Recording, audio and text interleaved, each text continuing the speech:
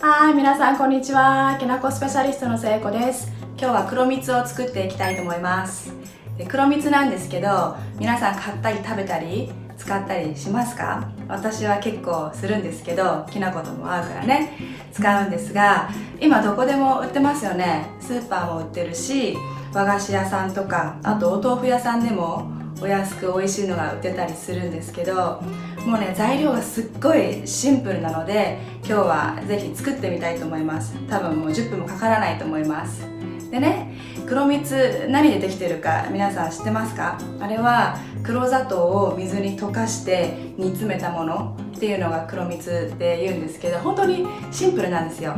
せっかく日本に生まれてきてもいるし、昔ながらの味が伝わっていけばいいなと思うので、今日は紹介も兼ねて作ってみようと思います。で、最後に黒蜜を使ったおすすめの夏のデザートを1個紹介して終わりにしたいと思います。はい、材料と分量です。めっちゃ少ないです。まず黒砂糖、粉末がいいですね。これ 50g とお水カップ1/4 50ml、これを基本の分量として用意してください。今回私は倍量で作ってみます。はい、早速作っていきます。めちゃめちゃ簡単です。さっきのお砂糖とお水をちっちゃめのお鍋に入れますね。で、火にかける。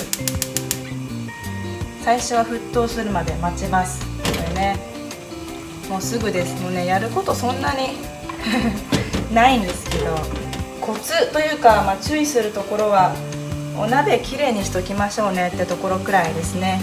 不純物があるとね、台無しになっちゃうから、あとはもう水と黒砂糖を混ぜて溶かす。沸騰するまで待ちます。はい、沸騰してきました。ちょっとゆすって黒砂糖のダマを慣らしていく感じね。そしたらちょっと弱火にします。とろ火みたいな感じね。はい、で、焦げないようにこうやってゆすりながら、こっから6、7分ですね。鍋を見ながら焦げそうになったら、こうやって焦げそうになったら焦げないようにこうやって鍋をゆすっていく感じね。はい、だいたい6分くらい経った感じです。で、とろみもついてきて見えるかな。そう、こんな感じかな。いい感じにとろみがついてきました。ツヤとかもねついてきました。あとは火から下ろして、好きな容器に詰め替えます。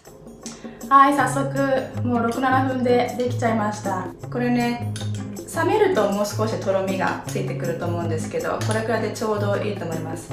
煮詰めすぎると、この前やっちゃったんですけど、もう出てこなくなっちゃうから冷やすとね、特に。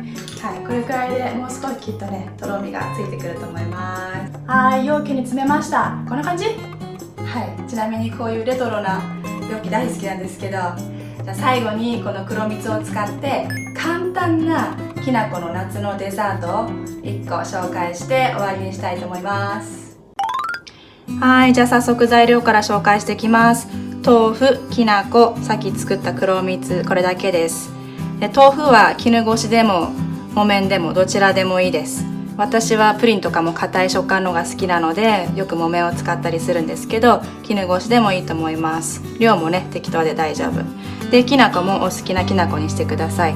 で、ちなみに私今日はこんなきな粉を使ってみるんですけども、長崎の佐世保にある草加屋さんというところのきな粉です。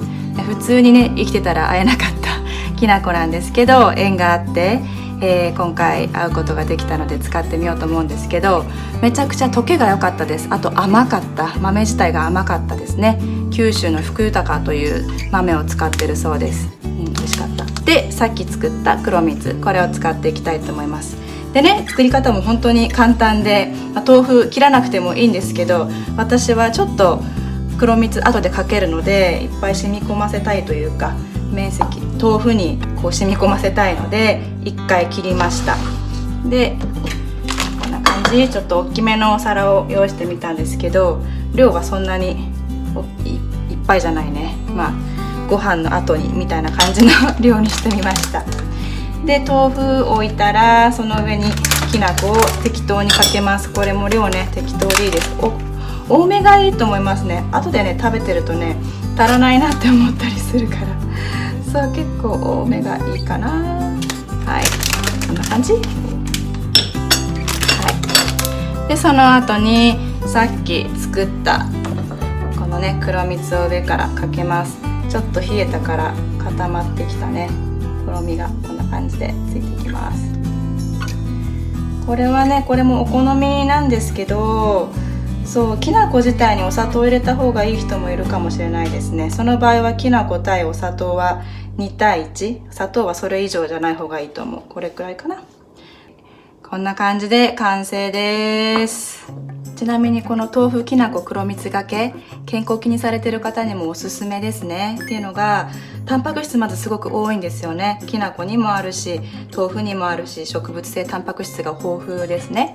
あとは食物繊維もたくさんあるし、あとお砂糖をね控えてる方にも何気におすすめなんです。っていうのが、このお豆腐自体には甘みが入っていないので、普通プリンとかだと結構お砂糖入れないと甘さ出ないんですけど、この場合は外から黒蜜でダイレクトに甘さをかけてあげることによって食べた時に甘みがすぐ分かるんですけれども、実は量取ってないっていう形になるので、カロリーとかね糖質ちょっと気にされてる方にはおすすめのデザートかなっていうふうに思ってます。